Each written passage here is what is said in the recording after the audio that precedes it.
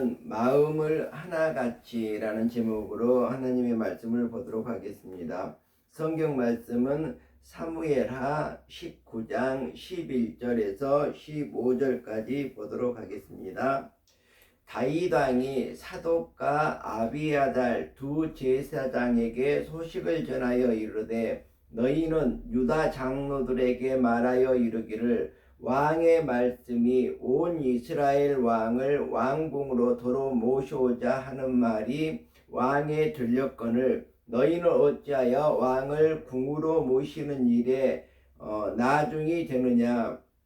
너희는 내 형제여 골육이거늘 너희는 어찌하여 왕을 도로 모셔오는 일에 나중이 되리요 하셨다 하고, 너희는 또 이마사에게 이르기를 너는 내 골육이 아니냐. 내가 요압을 이어서 항상 내 앞에서 지휘관이 되지 아니하면 하나님이 내게 벌 위에 벌을 내리시기를 바라노라 하셨다 하라 하여, 모든 유다 사람이 마음을 하나같이 기울게 하매 그들이 왕께 전가를 보내어 이르되 당신께서는 모든 부하들과 더불어 돌아오소서 한지라. 왕이 돌아와 요단에 이르매 유다 족속이 왕을 맞아 요단을 건너가게 하려고 길갈로 오니라. 아멘. 아멘. 자, 오늘 말씀은 요압이 다윗에게 항의를 하는 이러한 대목입니다. 왜 항의를 했냐 그러면 압살롬이 반란을 일으켜서 다윗 왕을 몰아내고 자기가 왕이 되려고 했습니다. 압살롬은 다윗의 아들이죠. 자, 그런데 이 다윗이 정말 그때 그 진압군의 총대장이었던 요압과 진압군을 격려하는 것이 아니라 그 반란을 일으켰던 압살롬과 또 반란의 수장이었던 아마사를 다시 군대 총사령관으로 세우는 그러한 장면이 나옵니다. 자, 그래서 이 일이 어떻게 되냐 그러면 이제 그 다윗 왕의 좀 말년쯤에 일어났던 그러한 이야기라고 볼 수가 있겠는데요. 이 대략을 쭉 살펴보자면 압살롬의 입성과 후세의 이장 전향이 나옵니다. 그래서 다윗의 친구인데 이 아렉 사람 후세가 압살롬을 꼬시게 됩니다. 그래서 압살롬이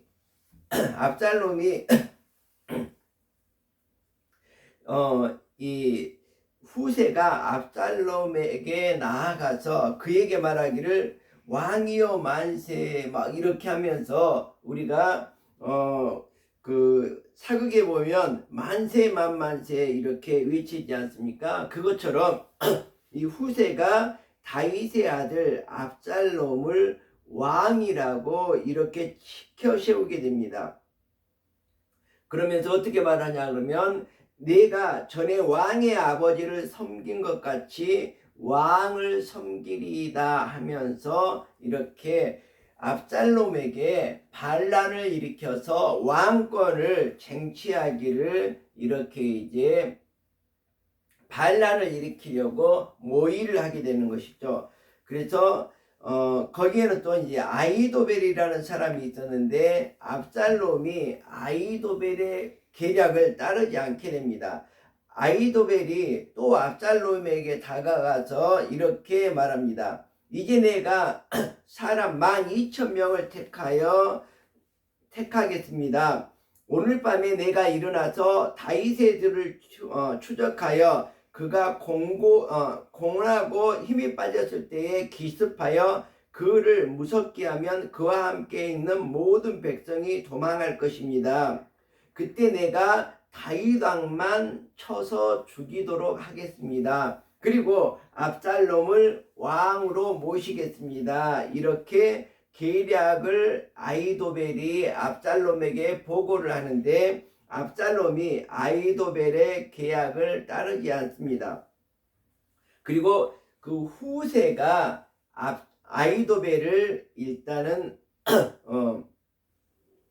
그 아이도벨의 이런 계략을 다 무마시키고 후세가 계략했던 내용을 결국은 따르게 되는 것이죠. 그래서 후세가 사독과 아비아달 두 제사장에게 이르되 아이도벨이 압살롬과 이스라엘 장로들에게 이러이러하게 계략을 세웠고 나도 이러이러하게 계략을 세웠으니 이제 너희는 빨리 사람을 보내 다윗에게 전하기를 오늘 밤에 광야 나루토에서 자지 말고 아무쪼록 건너가소서 하라.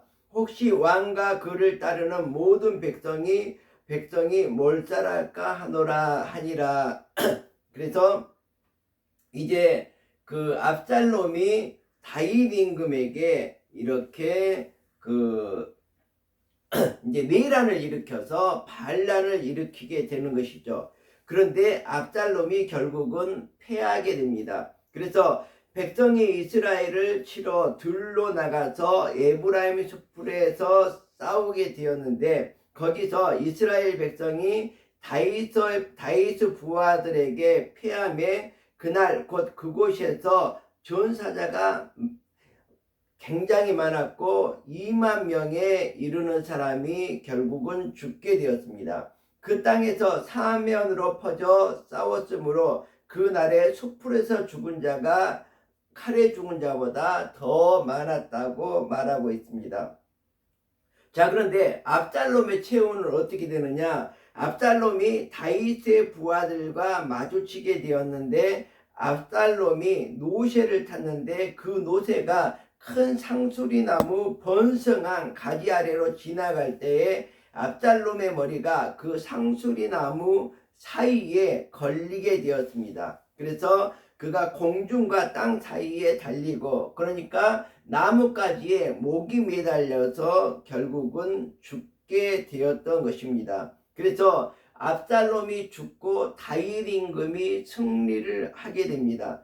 자, 그런데 이 다윗 임금이 압살롬이 죽었는데 압살롬은 다윗의 아들이었습니다. 그러다 보니까 다윗 임금이 슬퍼할 수밖에 없는 것이죠. 아무리 자기의 아들이 반란을 일으켰다고 하더라도 아버지로서 슬퍼하면서 압살롬아 압살롬아 하면서 이렇게 슬퍼하고 있는 이러한 장면입니다. 자, 그런데 요압이 그 진압군의 총대장이었는데 다윗 임금이 진압군 대장을 이렇게 격려하고 그때 나가서 싸웠던 많은 병사들을 격려하고 그러는 것이 아니라 반란을 일으켰던 그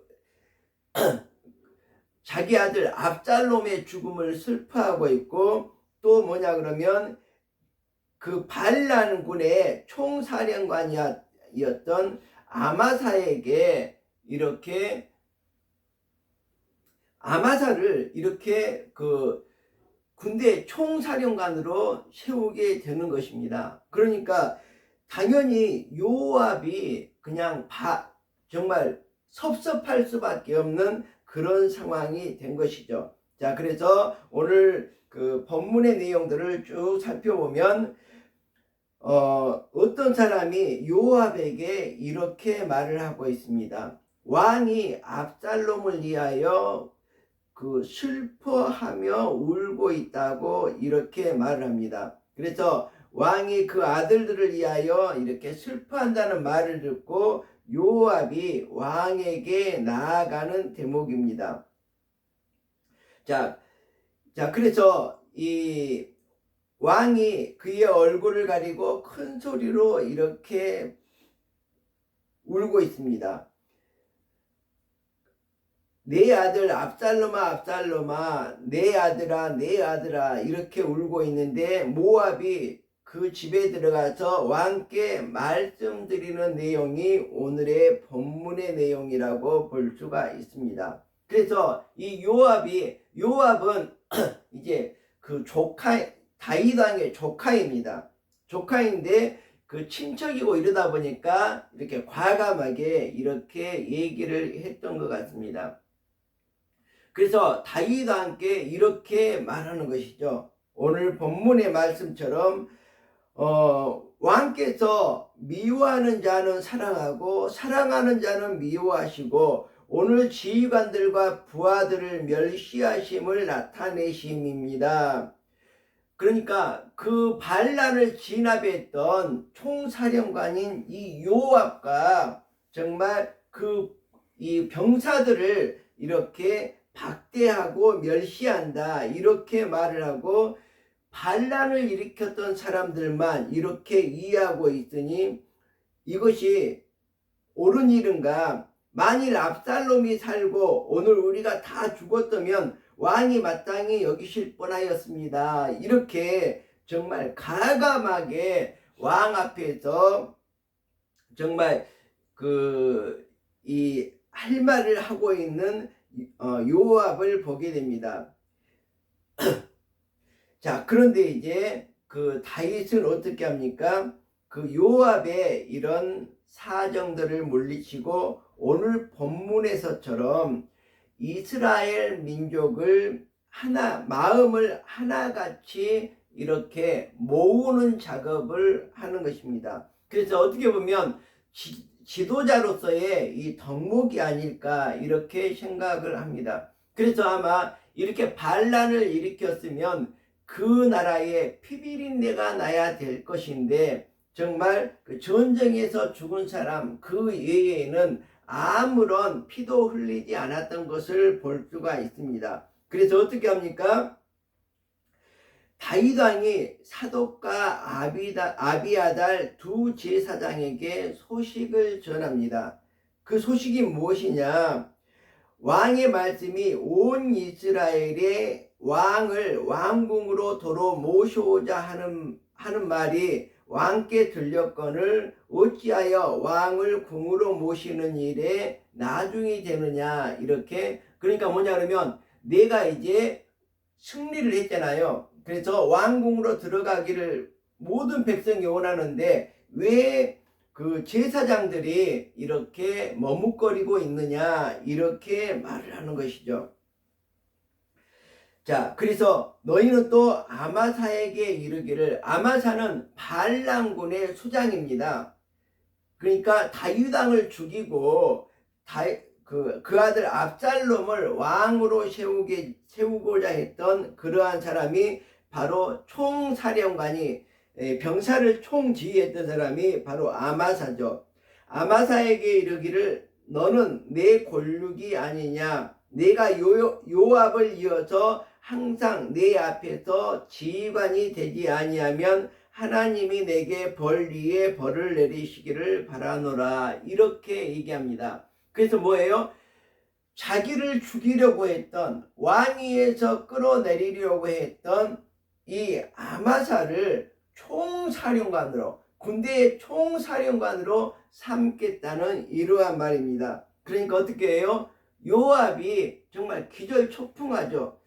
자기가 정말 다윗 왕을 위해서 목숨을 걸고 싸웠던 요압은 정말 그냥 뒷전으로 하고 다윗 왕을 죽이고 그 나라를 멸망시키려고 했던 아마사를 군대 총사령관으로 삼았다는 것이거든요. 자, 그런데 그 다음 구절을 보면 정말 모든 유다 사람들의 마음을 하나같이 기울게 했다. 그래서 아무런 그 이후에 분란도 없이 나라를 하나로 통합하고 이 반란을 정말 멋지게 수습하는 다윗 임금님의 모습을 보게 됩니다. 그래서 왕이 돌아와서 요단의 이름에 유다 족속이 왕을 맞아 요단을 건너가게 하려고 길갈로 오니라. 그래서 이렇게 다윗 왕이 다시 왕궁으로 이렇게 복귀하는 이런 대목이 나옵니다.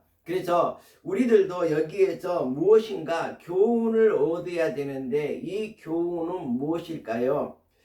정말 아무리 나를 대적하는 사람이라도 어떻게 보면 화합하고 함께 정말 마음을 같이 할 수 있도록 어떻게 보면 이렇게 적절한 조치를 취하는 것이 더 최선의 방법이다 이렇게 말을 하고 있습니다. 우리가 손자병법에서도 정말 전쟁에서 이기기 위한 그러한 방법인데, 전쟁에서 이기는 방법이 무엇이냐? 무조건 칼과 활을 가지고 이렇게 쳐서 죽이고 이기는 것이 가장 최선의 방법이 아니라, 정말 싸우지 않고 이기고, 싸우더라도 적을 모두 섬멸하지 않고, 그쵸? 그 도시를 모두 불태워서 전멸하지 않고, 그 도시가 가지고 있는 경제, 자산들을 그대로 내가 흡수해서 전쟁 이후에 활용할 수 있고,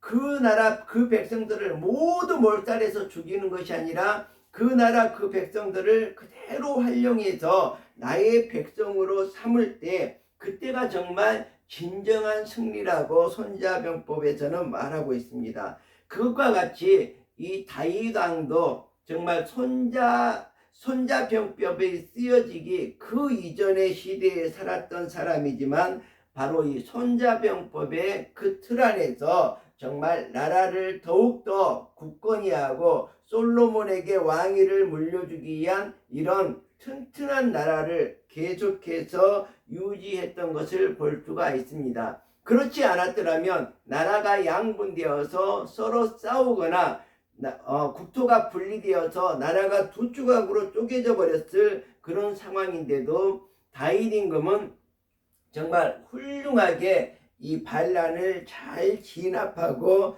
국가를 하나로 통일해서, 정말 오늘 본문의 제목과 같이 마음을 하나같이 기울이게 했다. 그래서 두 동강이가 나서 서로 반란을 일으켜서 싸움을 하고 2만 명이 넘는 많은 정말 군인이 죽음을 당하면서 이 반란을 진압했던 그 나라가 다시금 한 마음 한 뜻이 되어 마음을 하나같이 기울이게 해서 정말 온 백성들이 바로 다윗 왕을 중심으로 해서 다시 이스라엘 민족이 하나의 정말 든든한 국가로 서가는 것을 우리가 여기서 볼 수가 있겠습니다. 그래서 우리나라 같은 경우도 정말 조선시대부터 계속해서 당파 싸움만 하고 있습니다. 그래서 이 나라의 꼴은 점점 더 어려워져 갔던 것을 볼 수가 있습니다. 지금도 어떻게 보면 계속해서 당파 싸움을 하고 있습니다. 우리나라의 미래를 생각하는 것이 아니라, 우리 국민들을 생각하는 것이 아니라 오로지 자기 밥그릇만을 위해서 이렇게 당파 싸움만 일삼는 우리나라의 현실을 바라보면서 이 다윗 임금의 지혜롭게 반란을 진압하고 온 민족을 하나로 하나의 마음으로 통일하게 되는, 모든 유다 사람들의 마음을 하나같이 기울이게 했던 다윗 임금님의 모습을 우리가 본받아야 할 것입니다. 기도하겠습니다.